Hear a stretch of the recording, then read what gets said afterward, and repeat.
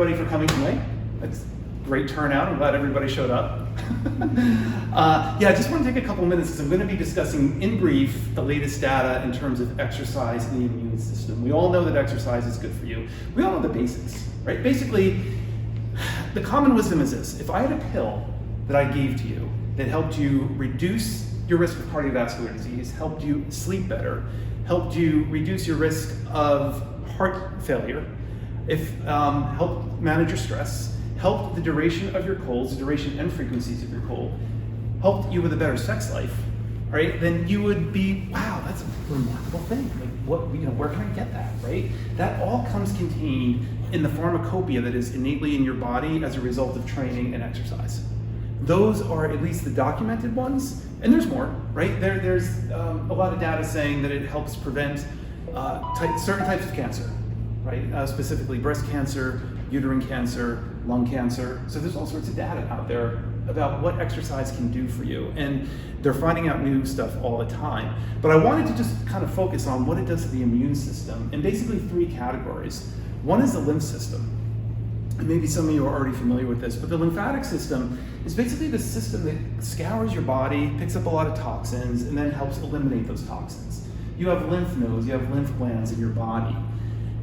Unlike the circulatory system in the body, which has a heart, a central pump, which keeps the blood pumping through the body, the lymph system doesn't. So the lymph system needs assistance. And the best way the lymphatic system gets stimulation is through movement, is through musculoskeletal contraction. So every time you lift a weight, every time you go for a walk, every time you walk upstairs, it doesn't even have to be anything dramatic, pick up groceries, you are stimulating the lymph system.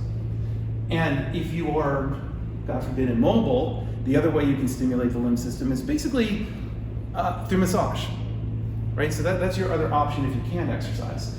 But trampoline work, muscle contraction, walking, running, any kind of those exercises will help stimulate the lymphatic system. And when you couple that with sweating, if you're working out outdoors and you're sweating and your lymph system's going, that's like a double entendre for just helping your body systemically detox. When you exercise within a certain threshold of moderation, you actually stimulate T cells, lymphocytes, phagocytes, all sorts of different components of your immune system. If you overdo it, you can have just the opposite. People who do marathons, and I'm a former marathoner myself, you can actually see a reduction in certain biomarkers in the immune system if you overdo it for a certain amount of time, maybe like 3 to 4 or 5 hours or whatever, but then you come back to normal. So you can overdo it, so you really have to find your threshold.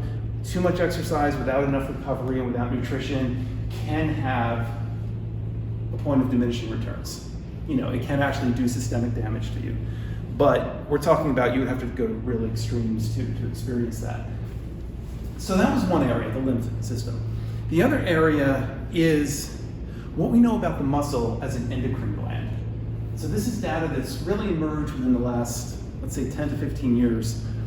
And they were looking at the muscle beyond its locomotive abilities, beyond its ability to just flex and extend your joints and animate you and move you, right? Now they're looking at it in terms of like, what does it really do as an endocrine gland? And when I say an endocrine gland, it actually secretes a protein. And one of the proteins it secretes is myokines. So again, when you contract, when you walk upstairs, every time the muscle's moving, you're producing myokines, and you're producing a certain subset of myokines called IL-6, interleukin 6. And what the interleukin 6 is, it actually then leaves your muscle and floods all your cells, goes throughout your entire body, hits every cell, and it actually acts as an anti-inflammatory, right? So you could literally be, let's say you had a lot of pizza and beer, which I don't recommend you do, but let's say you did, and you can have like an inflammatory response. Your workout that morning will flood you with an anti-inflammatory component called interleukin 6 while you work out.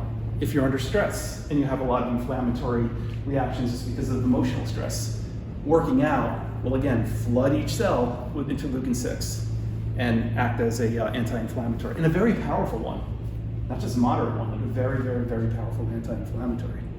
So, and then when you look at the muscle as an endocrine gland, the other part of this component is that regulation between your glucose and your insulin, right? So they're looking at the muscle as the key organ to longevity, because when you look at that equation between your glucose and your insulin. Everybody knows when you eat food, especially high carbohydrate food, that glucose then dumps into your blood. And then what your body needs to do is get it into the cells. You need insulin to do that. Insulin is secreted from the pancreas and goes into the cells. That all happens in the muscle. So the more robust and healthy your muscle is, the more you're regulating, literally, your blood sugar levels.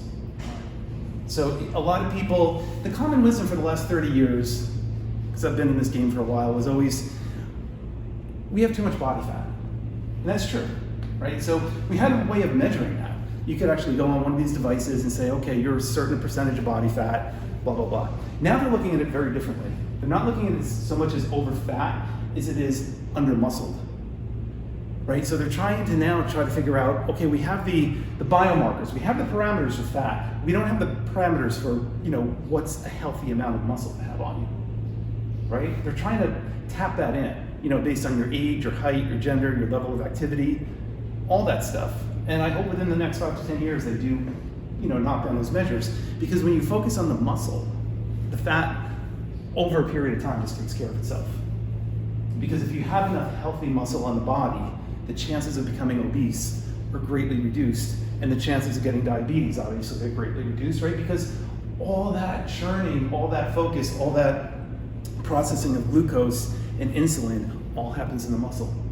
So the more muscle you have relative to your body weight, the better you're going to be. So that's why they're looking at muscle as literally the organ of longevity. Some people argue it's the longest, or it's the largest organ in the body, next to the skin, and maybe it is, But they're just saying the health of the muscle is everything when it comes to that fine balance between glucose and insulin and metabolic disease. The other thing that's processed in the muscle, of course, is your fatty acids.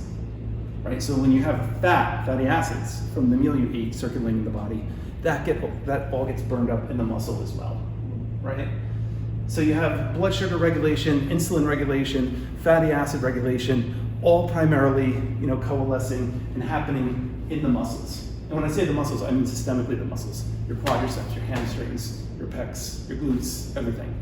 The stronger they are, the bigger they are, the more of a metabolic machine you're going to be creating. Lastly, this is really kind of fascinating. You have this component called BDNF. It's called brain-derived neurotrophic factor. And that's secreted when you exercise as well. So these muscular contractions actually create BDNF. And the BDNF has been equated with Miracle-Gro, if you guys have ever heard of that product. Put it on your lawn, wake up the next morning, your lawn's a jungle, right? Yeah, absolutely Monsanto's evil stuff, no doubt. But the point is, it's the BDNF has a similar effect on our brain in terms of our neuromuscular, not neuromuscular, but our neural pathways. So it used to be believed at one point that you couldn't create new brain cells. And now we know you can. And it's called neurogenesis. And it's directly related to the volume of BDNF that your body is creating, and it creates it through exercise, right? Especially when you're doing exercise that requires new movement patterns that you're not used to, right? Because what's really fascinating about it is you hear evolutionists, biological evolutionists discussing this. So much of our ability to think and process information came innately from our ability to move. Because historically we were always barefoot, we were always climbing on trees, and that's the link they're finding here. So the more movement you're under, the more neural pathways you're creating. There's something called the afferent and the efferent nervous response, and that's literally the communication that the bottom of my foot, the muscles in my body, have to send to the brain, and then the brain back to the muscle. And that happens in like seconds, right? So they haven't, even with our advanced AI, they still haven't created a robot that can walk on a beach and make the trillions of micro adjustments that your bare feet have to make when you're on the beach, right? Because it's like you take it for granted, you flip off your flip-flops and you walk on the beach. But there's so much neural activity because every time you step, it's a different contour, it's a different pattern. So the more you're stimulating that part of your nervous system, especially when you're barefoot, right? That's why when you train and you work out, if you can do it barefoot, that's great. Try to avoid shoes, and if you can avoid gloves on the hands, that's even better, right? Because the more stimulus the bottom of your foot and this part of your hand gets, the more neural activity you're getting flooding through the body. The more padded these parts are, the more you're dulling that response. Does that make sense? Mm-hmm. So when you really crank your volume of neurological activity through your system, you're creating a lot of new brain cells, believe it or not. And they've done studies on this too with children. There's a guy named out of Harvard, his name's Dr. John Rady, and he's a psychiatrist, and he's done the most prominent work on this. They've tested kids before they took their SAT scores, and all the kids that they had on recumbent bikes all performed dramatically better than children who didn't. Right? So it's there's enough evidence backing this up too, in terms of your ability to think. Yeah. Same thing with Alzheimer's and dementia, right? It slows it down or prevents it. And I'm glad you brought that up because, and I was going to go there eventually, but eventually what they're looking at now when they look at Alzheimer's, they're calling it, they're categorizing it as type 3 diabetes, right? Because it's having the same effect in the brain as diabetes is having systemically on the body, right? It's still that relationship between excessive glucose not being sucked up, not enough insulin. Glucose and insulin are very toxic, right? We need them, obviously, but the more they're floating around in the body, the worse off you're going to be long term. And that's why intermittent fasting and any kind of fasting is really important, because it gives your body a prolonged period of time to not always be trying to digest and metabolize glucose and carbohydrates. And the more time it has to do that, it's called autophagy, the more the cells can actually kind of scrub themselves out and clean out the interstitial debris that accumulates in there over a long period of time. Right? Think about it like a restaurant when it closes. They come in and they mop up the place, they clean it all up, and then the next day more people come in. So it's very similar to that. And that's why the longer you allow yourself to go without eating, have you guys all heard of intermittent fasting? Yeah, so some people do 16-8, or 1 day a week, whatever it is. It's just always good to give yourself a long time without feeding so your body can actually flush itself out. And then you have all that time without glucose and without insulin pummeling through your body, wreaking the havoc that it does. If you're eating throughout the whole day, like they always taught us to do in the 90s, 3 meals a day. 5, 3 meals a day plus snacks, right? We don't know what we didn't know. That's bad advice. That's just bad advice, right? Because it's not bad advice if you're a very active person. It's bad advice if you're the average office worker and you're sitting for most of the day at this point. So there is that context. If you're driving trucks or you're a factory worker or construction worker, 3 meals a day and snacks might work for you. But if you have a relatively sedentary lifestyle, then it's just a recipe for disaster.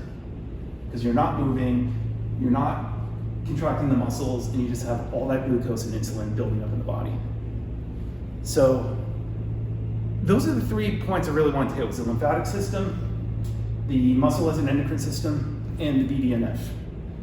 And just understand that all those combined, like every day when you're working out and you're sweating and you're contracting the muscles, it's a big win.